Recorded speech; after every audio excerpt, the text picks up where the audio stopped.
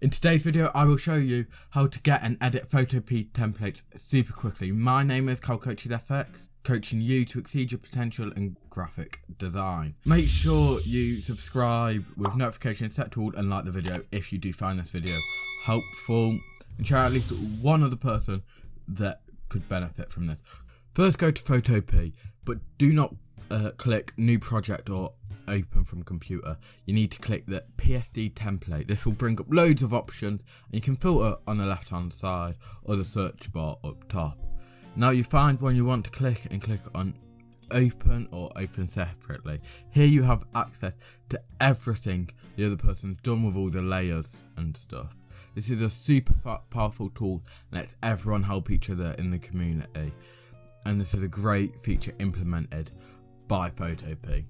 So for example, we have this banner I made here, and we're going to change the text from the For the Horizon to cause, let's say.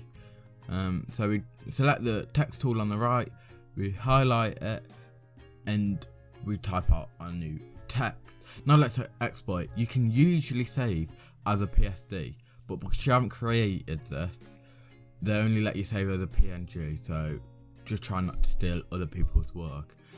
If you're into graphic design and want to do this for yourself, go to Photopea PSD templates, then add templates. Click on the new template, write a description, then go to your PSD, open in a new file, publish online, and then PSD. Copy the link into the third text box.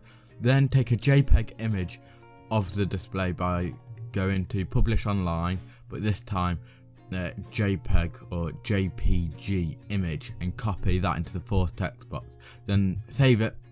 On screen now I'll be talking about how to get custom fonts in Photopea. I hope you've enjoyed. Like, subscribe, share, and I'll see you in my next video.